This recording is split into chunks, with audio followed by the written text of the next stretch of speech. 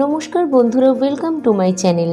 আজকে নিয়ে চলে এসেছি একটা চিরাচরিত মাছের রেসিপি। এটা হলো কাতলার ঝাল বা কাতলা মাছের ঝাল। এটা মা ঠাকুমার আমল থেকে চলে আসছে, এরকম বড় বড় কাতলা মাছের গাদা পেটি দিয়ে ঝাল। তো চলুন দেখে নেওয়া যাক রেসিপিটা। প্রথমে আমি দুটো মাছের যেহেতু করেছি, দুটো মাছ আমি ভেজে নিয়েছি। মাছ ভাজাটার আলাদা করে দেখাইনি। তারপরে আমি এখানে দিয়ে দিয়েছি কড়াইতে সর্ষের তেল। এটা সর্ষের তেলেই ভালো হবে, তবে ইচ্ছা করলে সাদা তেলে করতে পারেন। তো যাই হোক, কড়াইতে তেলটা গরম হয়ে গেছে একদম। আমি নিয়ে নিয়েছি গোটা গরম মশলা। তো তেলের মধ্যে ফোড়ন দিয়ে দিলাম গোটা গরম মশলা, আর তারপরে আলু কেটে রাখা ছিল লম্বা লম্বা করে, সেই আলু আমি এখানে 4 টুকরো দিয়ে দিলাম। আলুটা একটু লালচে হতে আমি এখানে জিরি করে রাখা পেঁয়াজ আমি দিয়ে দিলাম। তারপরে আলু আর পেঁয়াজটাকে একসাথে নাড়তে শুরু করলাম যতক্ষণ না পেঁয়াজটা একটু লালচে বা ব্রাউন কালার হয়ে যায়। তো দেখুন পেঁয়াজের কালারটা খুব সুন্দর এসে সামান্য জল দিলাম যাতে মশলাগুলো দিলে আর না ধরে যায়।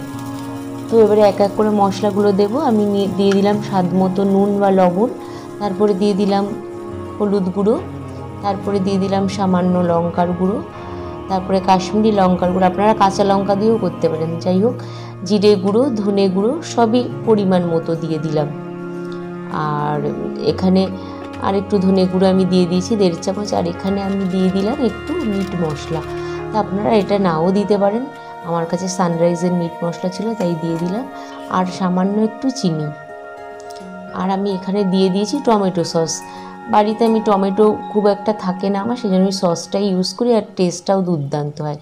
তারপরে 1 টেবিল চামচ আদা বাটা আর 1 চামচ রসুন বাটা আমি দিয়ে দিয়েছি। আর সামান্য আর একটুখানি জল দিয়ে এটাকে আমি কষতে দিলাম। তো দেখুন কষে কষে যখন একদম তেল ছেড়ে আসবে, আমি এটাকে ক্রমাগত নাড়িয়ে যাব আর একটু কষতে দেবো। তারপরে ক্রমাগত কষতে কষতে যখন তেল ছেড়ে আসবে, তখন আমি একটু উষ্ণ জল এর মধ্যে দিয়ে দেবো পরিমাণ মতো। যতটা আপনারা গ্রেভি রাখবেন বা ঝোল রাখবেন, কি মাখা মাখা করবেন গা মাখা, সেই অনুযায়ী জলটা দেবেন। তো ফুটতে শুরু করলে আমি এটা মোটামুটি চাপা দিয়ে দিলাম। মিনিট 5 পর আমি খুলে দেখলাম যে ফুটতে শুরু করে দিয়েছে। আলুগুলো সিদ্ধ হয়েছে নাকি আমি এখানে একটু দেখে নিলাম।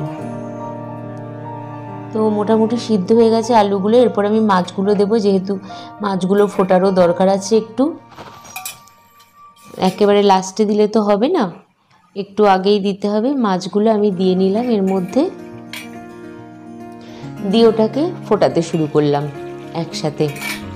তো ফুটতে ফুটতে একটু নাড়াতে নাড়াতে এটাকে আমি গা মাখা করেই নামাবো। তো ততক্ষণে ফোটার জন্য আমি ছেড়ে দিলাম।